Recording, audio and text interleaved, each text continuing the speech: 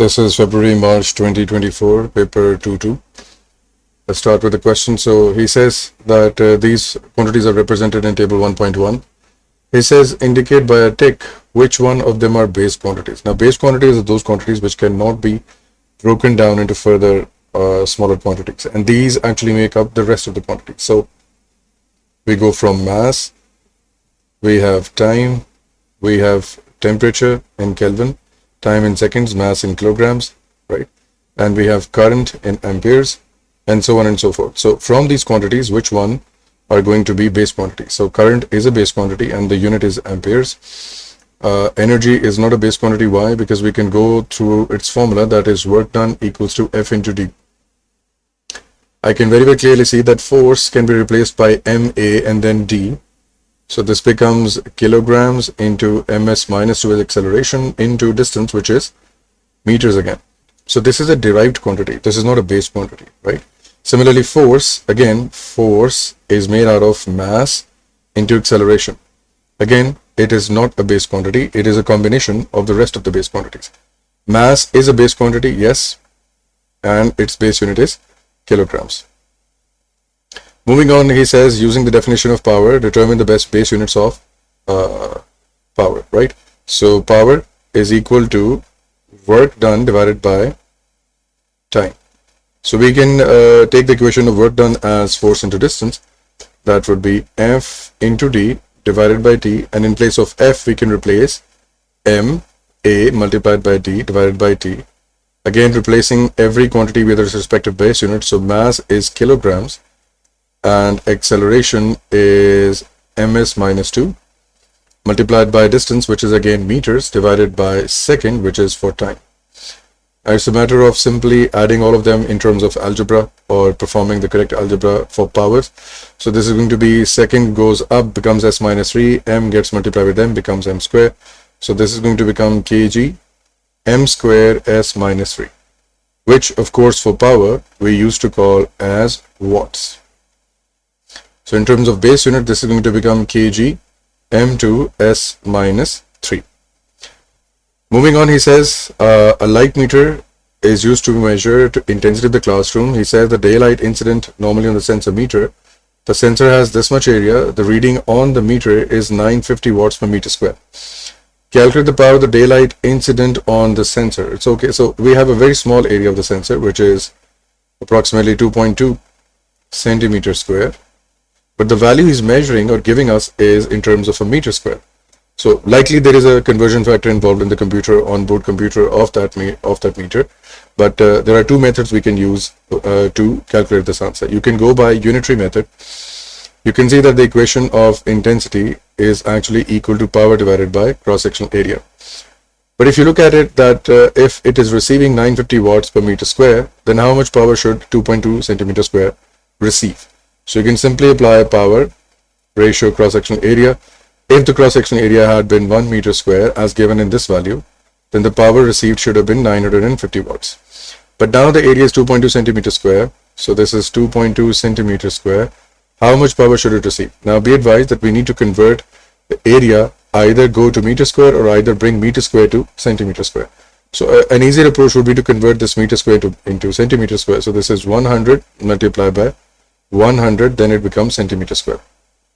It's a simple matter of cross multiplication. You get x is equal to 950 multiplied by 2.2 divided by 100 square. So the answer of x is going to come out as 0.209 watts. This was one method, unitary method. The other method that goes by the formula that takes help from this formula goes something like this. So intensity is equal to power divided by cross-sectional area. Intensity given in the question is 950. Power is what we want to find out. The cross-sectional area responsible for receiving that power is 2.2 centimeter square. So again, it should be converted into meter square. So when you take this to the other side, this becomes power equals to 950 multiplied by 2.2, but converting this into meter square would require this to be 10,000. How do we get 10,000? This is basically 100 square, right?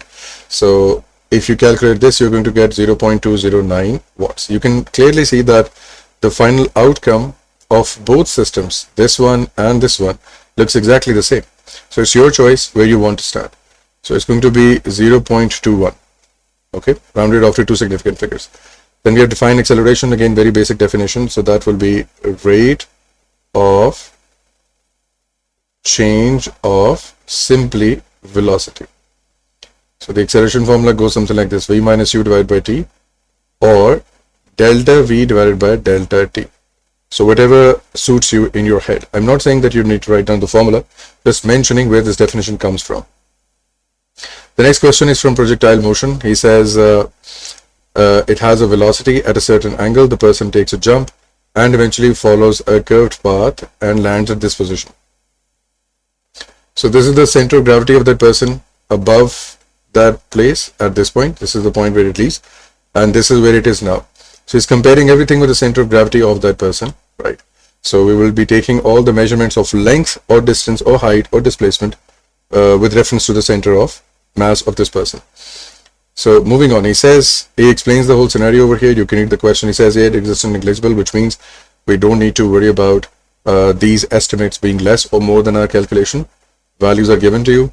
He says when the diver hits the water, the center of gravity is 1.2 meters above the surface of the water. Calculate the speed of the diver at the instant it hits the surface of the water. No problem.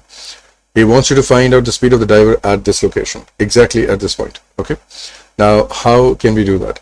So we understand that the landing speed, right, the forward horizontal speed is not going to be disturbed by anything, right? But the vertical speed does matter because of the influence of the gravitational acceleration. Okay. All right.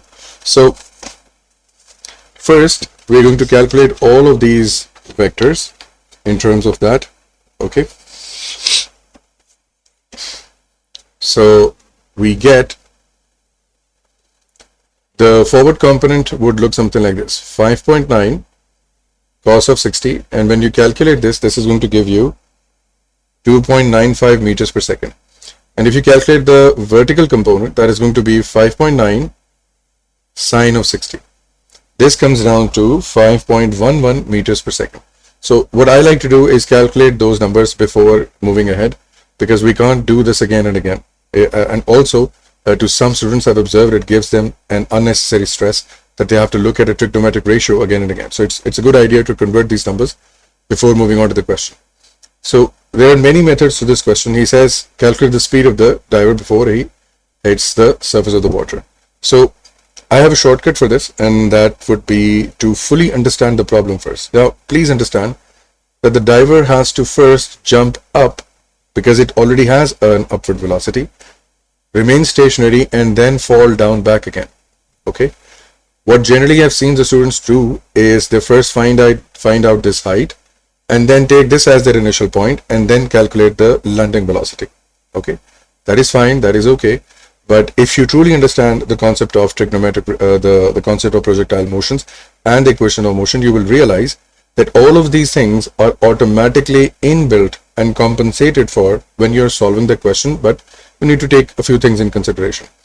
Okay, so how much height is that person going to lose as this happens?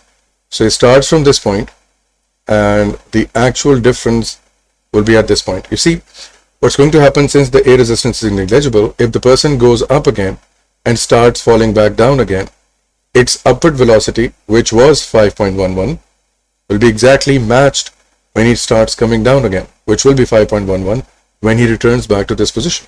Because the amount of energy it already had to go up, he will have the same energy while coming back down again. Okay, so in truth, in reality, the actual distance covered by the person is only 9 minus 1.2, which is 7.8 meters. Now, to compensate for this effect for a larger picture, I will take this to be negative 5.11. Why? Because it is moving upwards, and I wanted to find out the velocity while it was moving downwards.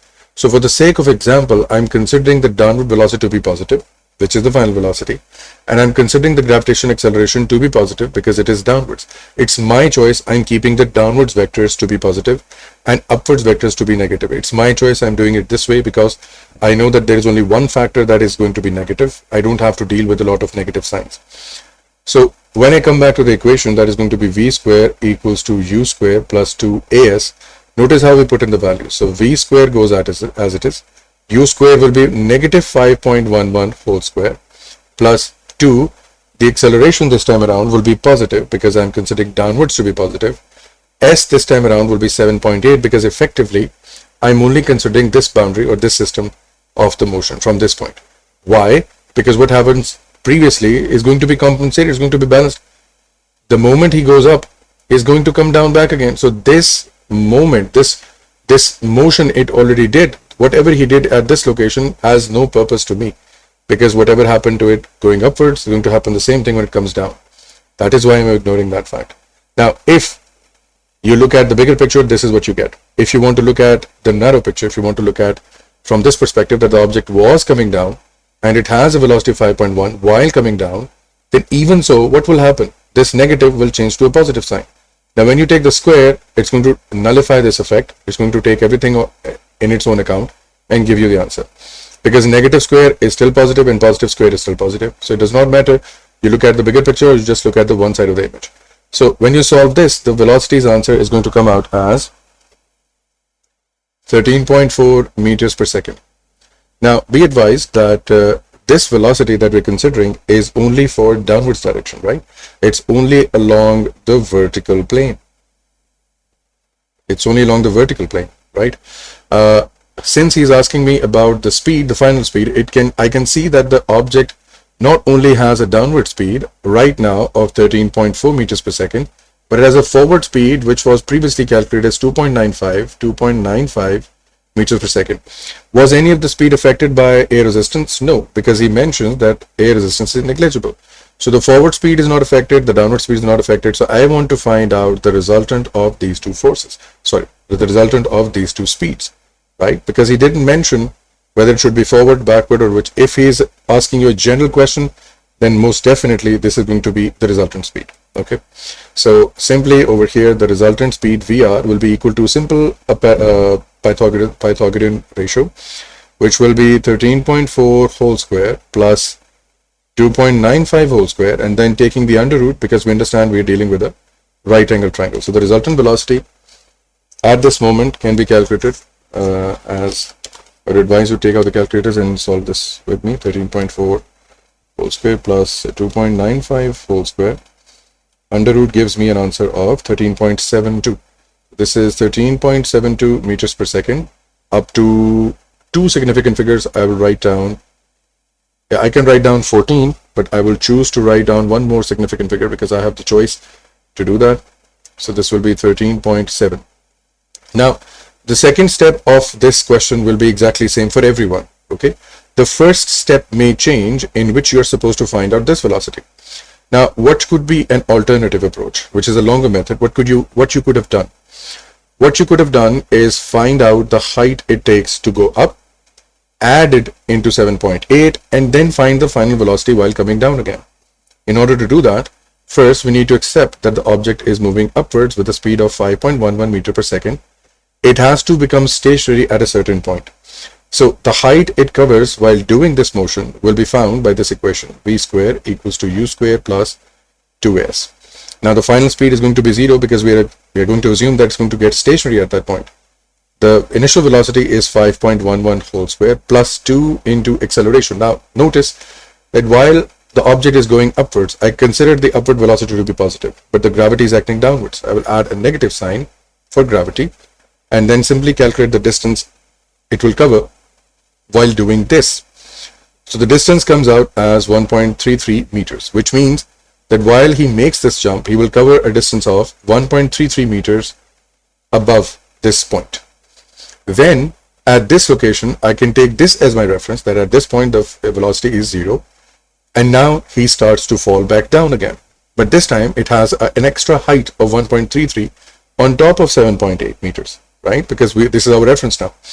So when you add these things into the new scenario, so this will be V square equals to the initial speed, which is now 0, because we are starting from a rest point, plus 2 into acceleration, which is 9.81, into S, which will be 1.33 plus 7.8 meters this time.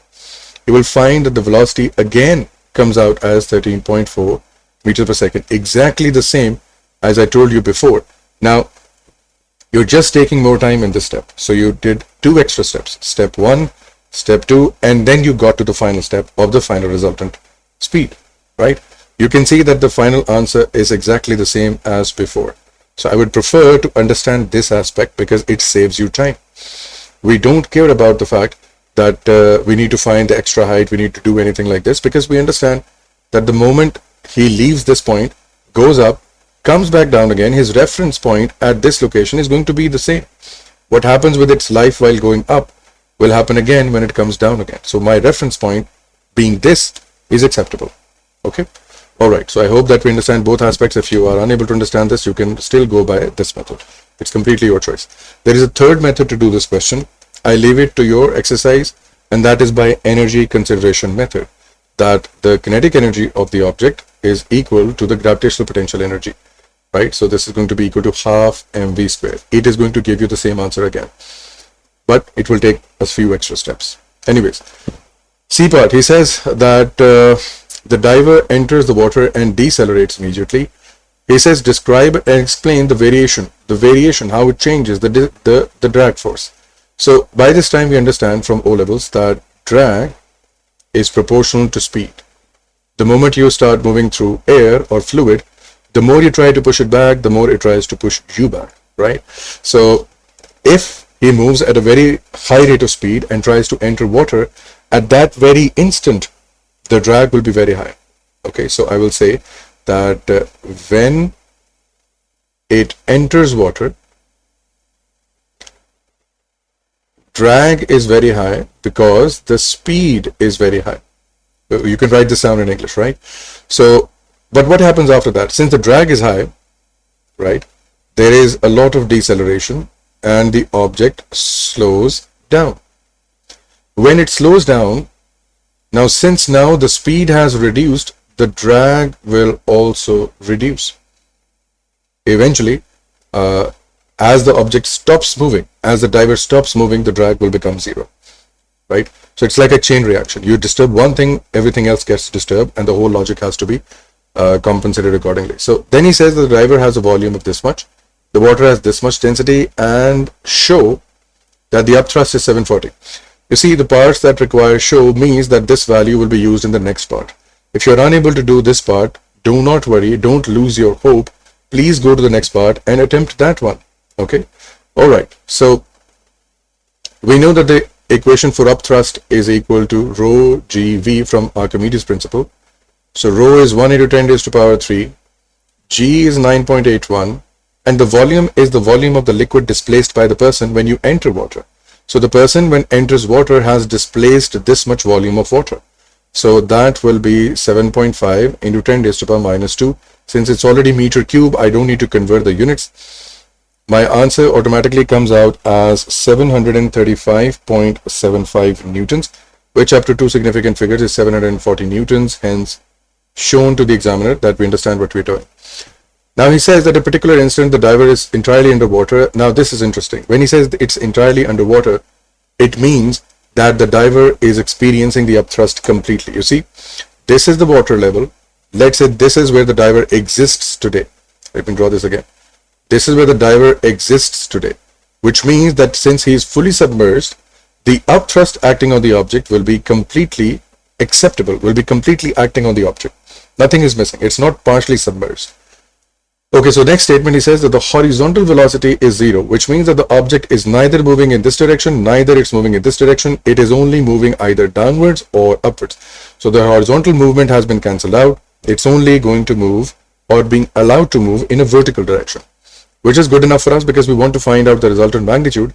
It can only be found in one direction. We can do it in 2 dimensions, but it will complicate the question. Now, since we are required to find the vertical directions only because horizontal is finished, we move ahead. He says the viscous drag force acting on the object is 950.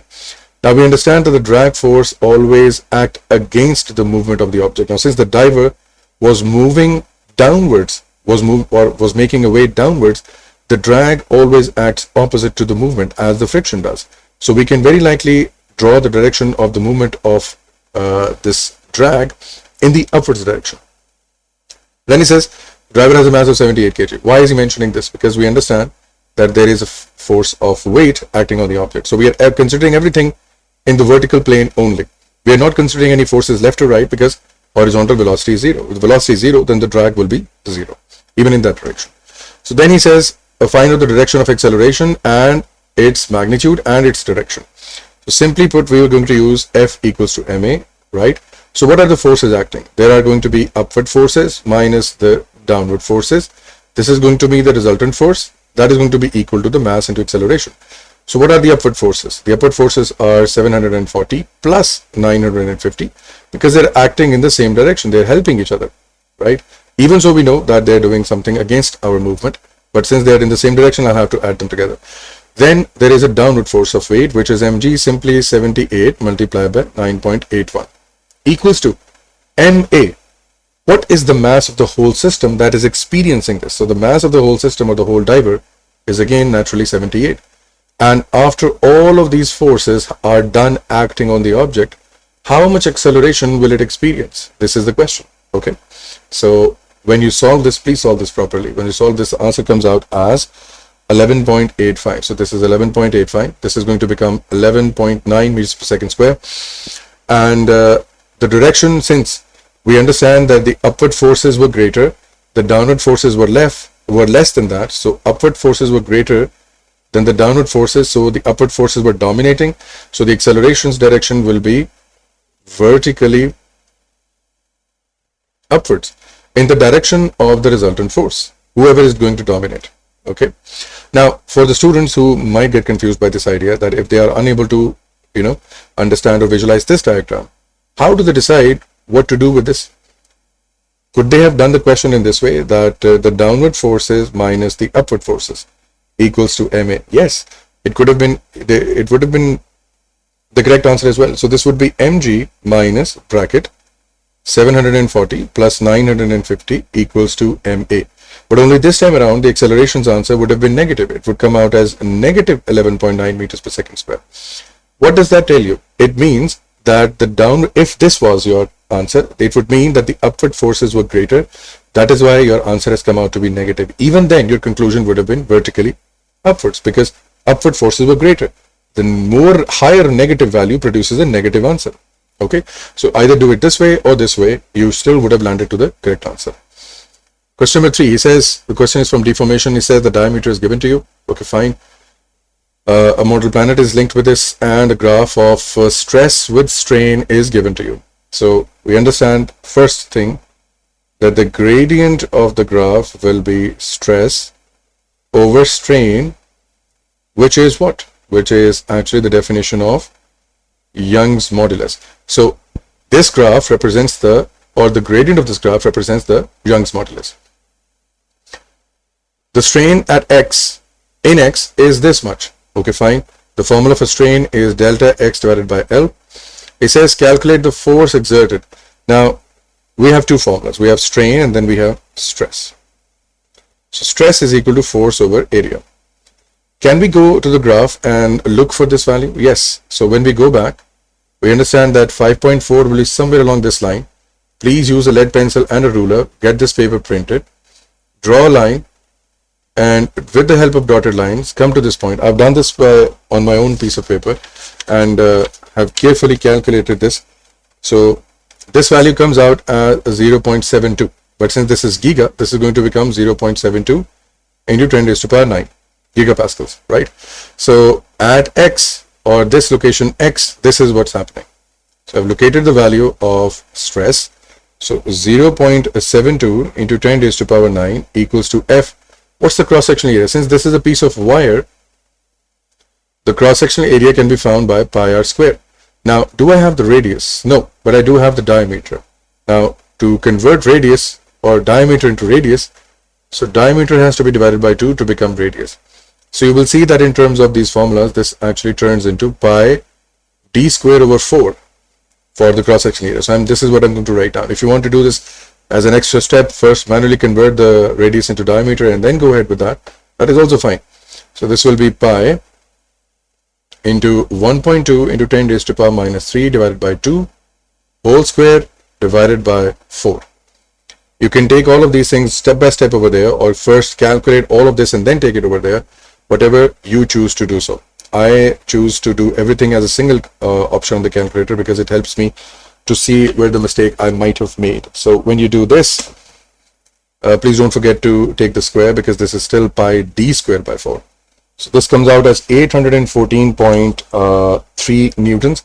Up to two significant figures, this comes down to 810. The elastic potential energy of X is 0.31.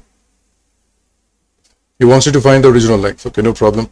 So first we use the formula of elastic potential energy, which is half Fx, and this will be 0.31. 1 over 2, force is 814. I'm using full force, 814. Delta X. So delta X comes out as a 0.7, probably. Let me check. Yes, that will be 0.765 millimeters. So this is actually a power of 10 minus 3. Then we are left with an equation of a strain being equal to delta X divided by the original length, which is L. Now, length does not change, but if you increase the strain, the length changes, or there is an extension. Or if there is an extension, the strain increases. Okay, so we can wholeheartedly use this equation with confidence that length is going to come out as the original length. So strain in the question was given to me as 5.4 minus 3. Okay, fine. So 5.4 into 10 raised to the power minus 3 equals to delta X, which is 0.765. So 0.765 into 10 raised to the power minus 3 divided by length L. Replacing them in terms of algebra, this goes to come out. The length comes out as 0.141 something meters. So this is going to be 0.14 meters. He says wire X is replaced with a new wire Y, original length, diameter, but double the Young modulus of X. Now we understand that from the graph, from this graph, the gradient represents the Young's modulus. So if this is my wire X and I have a wire Y, the gradient should be doubled now. The gradient needs to be doubled. Simply, if you go to mathematics, if the equation was y equals to x, now the equation has to become y equals to 2 times x. It has to become 2 times more steep. An easy way of doing this would be to pick out the last value. If you pick out the last value from the graph, you would realize that this is actually 7.5. If you calculate the number of, or if you count the number of boxes accurately, this is actually 7.5. Now, what do I want to do? I want to make sure that if we are getting at this point, which is 7.5, now I want to make the gradient double. If the gradient has to be double, then I'm going to get this value at half. Or you can say that I'm going to get 1, I should get 1 at half the value of the strain. Simple as that, right? So 7.5 divided by 2 gives me a value of 3.75. So now I will plot a point of 3.75 at this location. So when you count 3.75, it comes something along this point. You need to count the boxes. I'm just doing it this in rough way. So it comes at this location. So then I'm going to draw a line with a lead pencil and a ruler. So this will be the line for wire Y, and this is the line for wire X. Now we can see that this is twice the gradient. This is twice as steep. Simple as that. Nothing more. No more calculation was needed. Simple mathematics was needed to be applied, which comes from y is equal to mx plus c. Simple, right? Okay, question number 4. This is from radioactivity, I believe so. Okay, so the only first part is from that. This has completed the equation. So from memory, we know that alpha is 42. So from 215 subtracting 4 gives me 211. From 84 subtracting 2 gives me 82. So then we have state the conservation of momentum principle. So very simple. We have memorized it. So he says that the total momentum before collision should be equal to total momentum after collision when, unless or until no external forces are acting. No external forces are acting. Nobody participated in the movement. Nobody dictated the movement. So it was just the particles interacting with each other. Before the decay, nucleus P has a speed of this. Okay, fine. After the decay, nucleus Q is stationary So if Q is stationary, only alpha is moving, the scenario looks something like this, that P was moving at a certain speed. Okay, good enough. But after it decayed into, let's say, Q and let's say alpha, this is P, Q seems to be stationary completely, while alpha seems to be moving in a certain direction with a certain speed.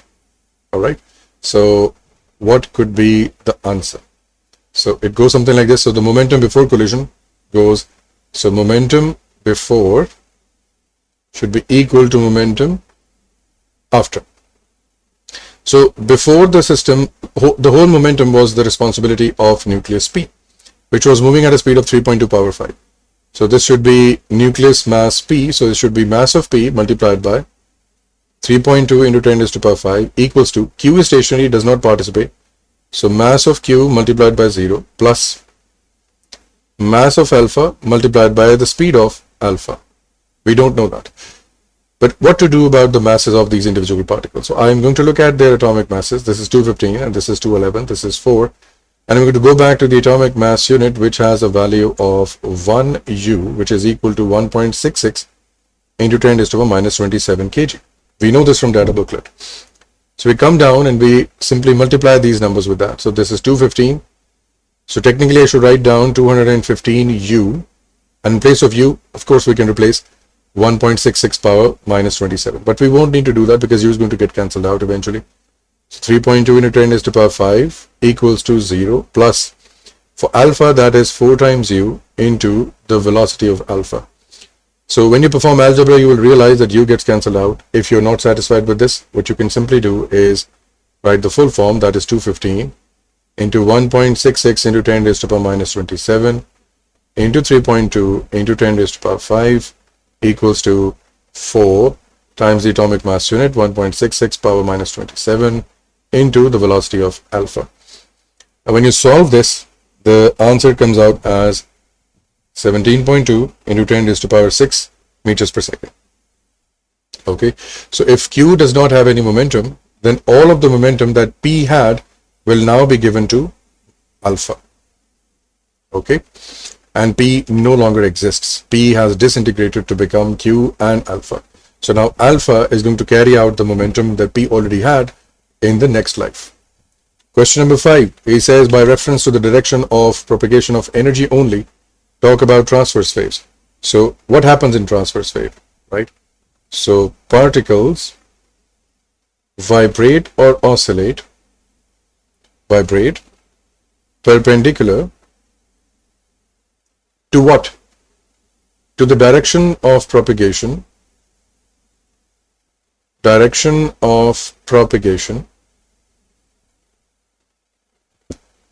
of energy. For example, if I look at the wave or transverse wave, the particles are moving like this and a complete wave is formed. Now the wave is moving or traveling or transferring energy in this direction. This is the direction of the energy movement, but the particles are moving upwards and downwards. Okay. The next part, I can't really help you in this. You have to memorize the whole spectrum from gamma up to radio. So from gamma up to radio, you have to memorize all their frequencies, all their wavelengths. What some students generally do, is they memorize just one thing, either the frequency series or the wavelength series, and then they apply V equals to F lambda at every location and find out what the other quantity might be. And the speed of light is 3 into 10 raised to power 8, definitely. So the answer of this question is infrared, and it has to be memorized. It is in this range. You have to memorize it. There's no questions about it. The next question, he says that a signal is sent from the earth. There is a long story. Then he says that the time-based setting is this. So 1 centimeter represents this much time. There is a wave represented on the screen. Calculate the wavelength. No problem. So this will be V equals to F lambda. We know speed of light is 3 into 10 raised to power 8. Frequency is 1 over T multiplied by wavelength. Let's take T over there. So this becomes lambda equals to 3 into 10 raised to power 8 into T. Now, how to find the time period of the wave in these circumstances? You see, there are multiple choices. You can go from the trough to trough point. You will get the same number of boxes. You can go from one trough to the one crest. time period, you will get the same number of boxes. Or you can choose one crest and the next trough to count the number of boxes. Now, I've chosen from this point to this point. This is a trough and this covers the crest. So how many boxes are there? So along the x-axis, I have 6 boxes because time is represented along the x-axis on a CRO. So this time multiplied by 6 boxes will give me the time period of this wave. Okay. If you want to visualize it from another perspective, let's go from this point. So this is the crest, this is the trough. How many boxes are there? So you start from this point, go to this point. There are 6 still boxes. So it does not matter. So this is going to go look like this. It's going to look like this. So this is the trend spot 8. Time period is going to be 6 multiplied by the time of one box, which is 10 raised to the power minus 15 mentioned here. So lambda comes out as 9.0 into 10 raised to the power minus 6 meters. So this is 9.0 into 10 raised to the power minus 6. Question number 6 is from the double-slit experiment. We have 2 openings. The primary experiment was that the wavefronts are coming parallel to each other. After passing the slit, they become circular, and in doing so, they produce a pattern of bright and dark fringes on the screen. So the purpose of the experiment was to verify that whether light diffracts or not. So yes, it diffracts. It becomes circular wavefront.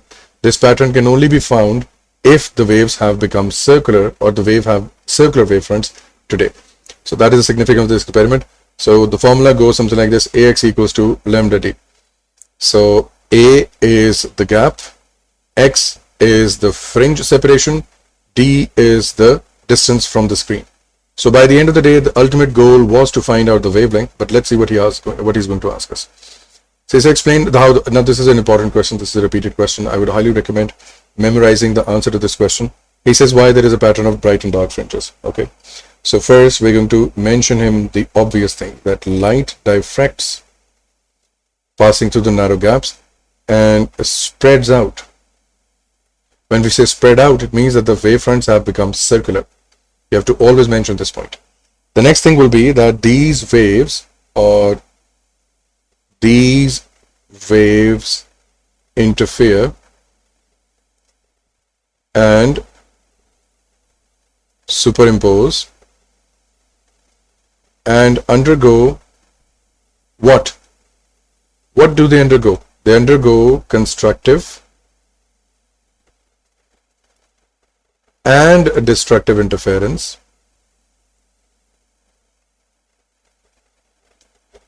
and produce a pattern. Produce pattern on the screen. Then you will mention that wherever there is a constructive interference, you observe a bright fringe. Where there is destructive, you experience a dark fringe, right? And for a bright fringe, the path difference has to be 0 lambda, 1 lambda, so on and so forth, or the phase difference has to be 0 degrees, 360 degrees, 720 degrees. Same thing, mention at least one condition for the dark fringe, right? So there will be no chance examiner can deduct any marks from you. So that is why I mentioned that this is a repeated question, very important. He said distance between the center of the fringe is 10.2 and all the rest of the data is given. He says find the wavelength. The problem looks very easy. So this is going to be AX equals to lambda D. I want to find the lambda. So let's make lambda the subject of the formula. This is going to become AX divided by D. Let's replace all the values. So A is 1.2 millimeters. So this is going to be 1.2 into 10 raised to the power minus 3. X will get to that later. D is very simple. That is 3.1 meters. Okay, fine. It's 3.1 bracket. Now we have the fringe separation. X is fringe separation. What to do with that? Now there are 2 ways you can visualize this. Now he mentions that there are 7 bright fringes. This is to give you a confused output. This is to give you confusion. You see, you have to measure, you have to count how many fringes there are. Now please notice as considering the center of the bright fringe and going to the center of the next bright fringe or the last one. Let's count the number of dark fringes. So this is 1, 2, 3, 4, 5, 6. So the dark fringes I have are actually 6 in number. Do I have the same number of bright fringes? So the bright fringes, let's count them. Let's color them out. So this is 1, 2, 3, 4, 5. What about the 6th one? if you zoom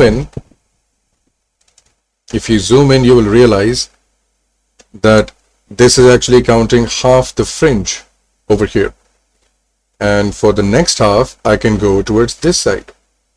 This is the half of the fringe. So 0.5 fringe at the top and 0.5 fringe at the bottom again constitutes to at least one complete fringe.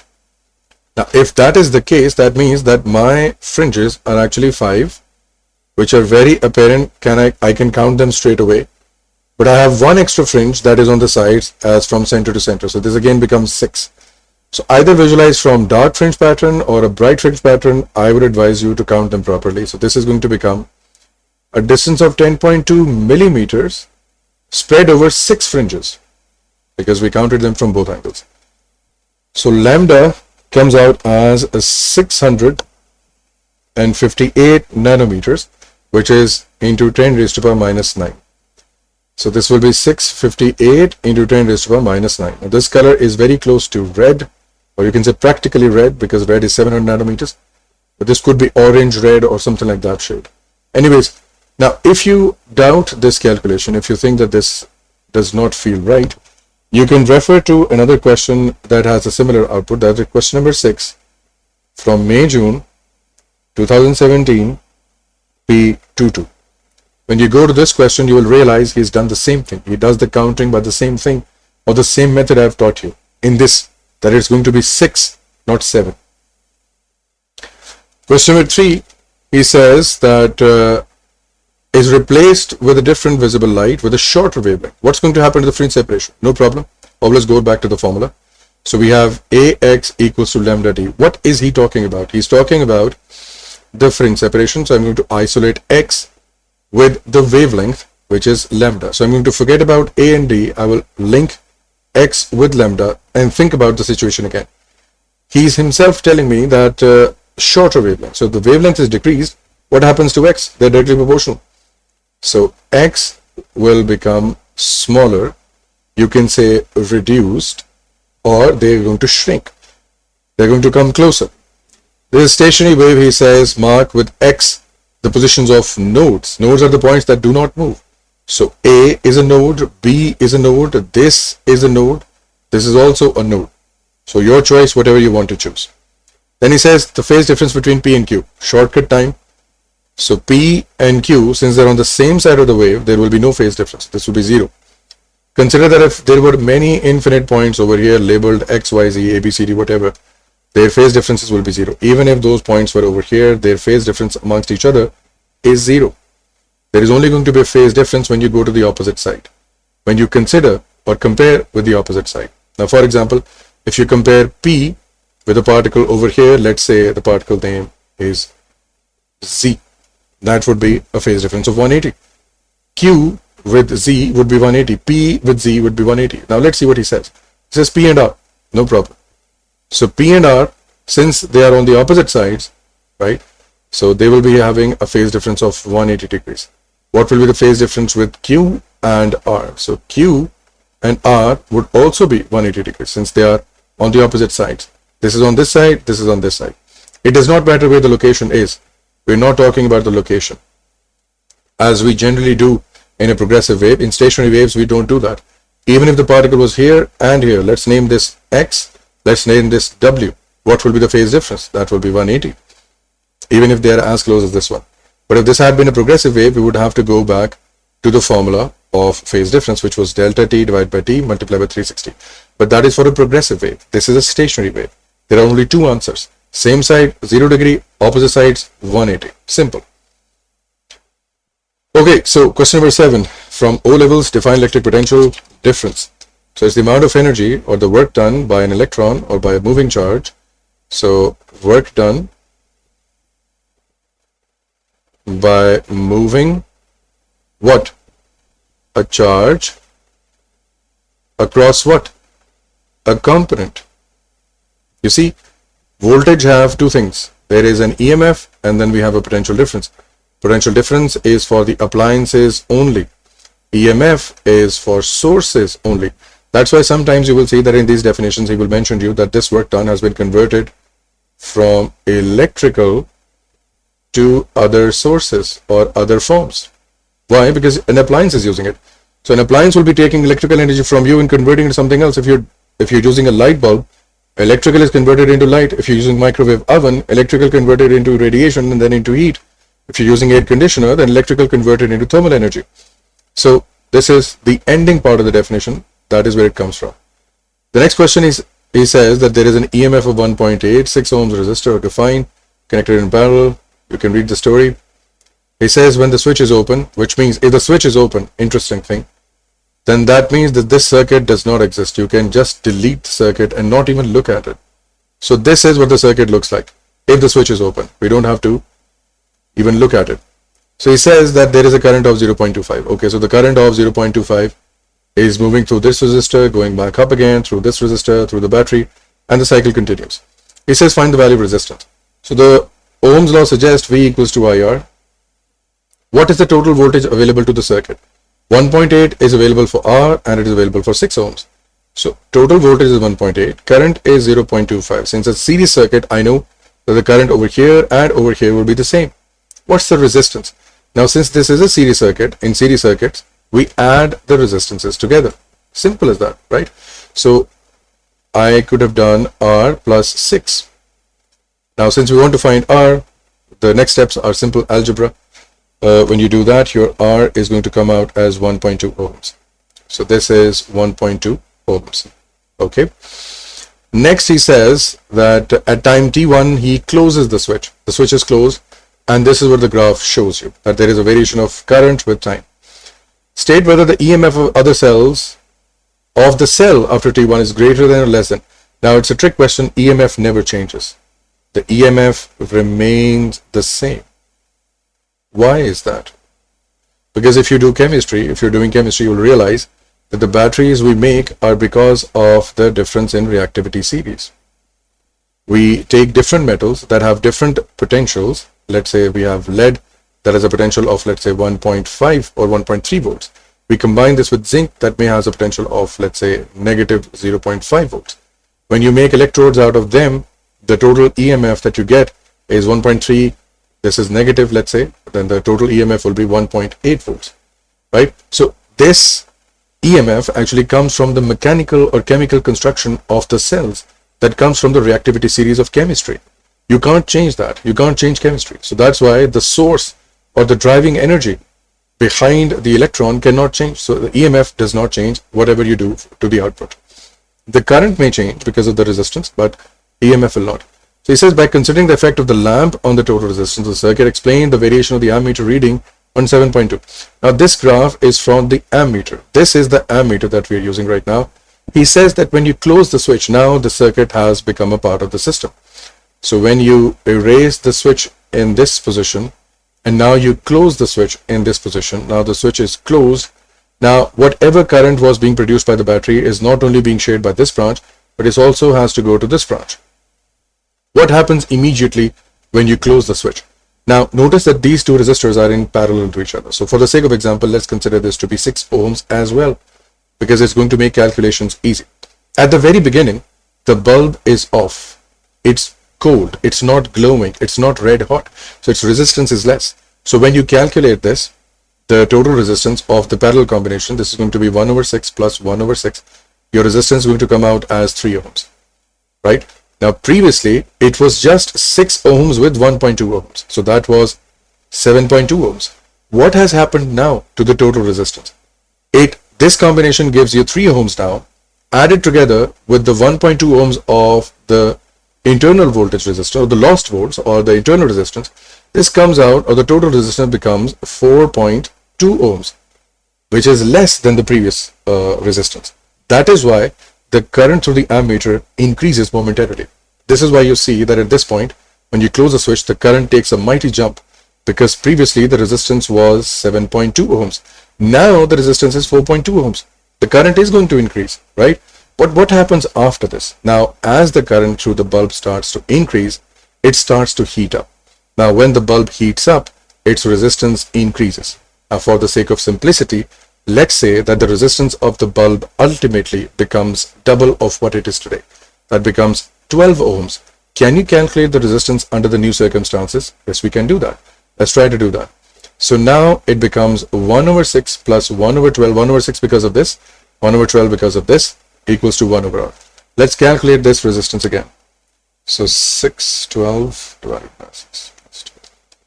We have 4 ohms now, right? So this becomes 4 ohms. Now the total resistance becomes 4 ohms. Combine this with the series 1.2, this becomes 5.2 ohms. Has it increased now? Yes. If the resistance of the bulb increases, even after being in parallel combination, the overall resistance again increases. Previously it was 3, it became 4. Adding 1.2 of the internal resistance gives me a total resistance of 5.2. Now, as the bulb has started to glow up, the resistance has started to increase. So that is why at this point the total resistance is 5.2. Eventually it will settle down at a certain value. Let's say the resistance becomes 6 ohms of the whole circuit, right? And all because of the bulb. The bulb is increasing its resistance.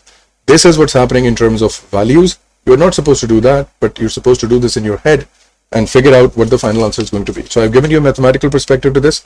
That is why I'm going to write down the answer that I'm going to write down. So please bear with me. So you will say, you will use the timestamps given by the examiner, that what happens at T1.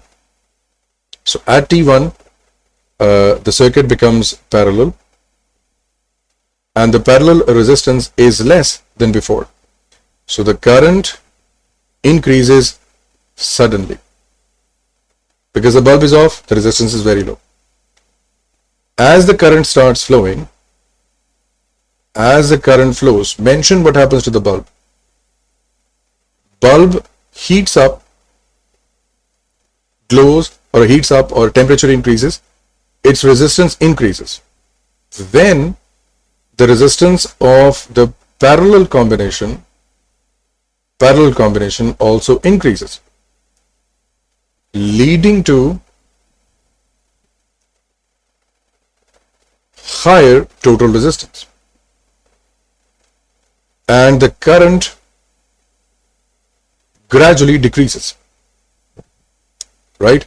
And this process continues until a stationary or stable value is achieved. However much current was or going to flow through this, however much heating it had to produce, whatever it had to do is already done it.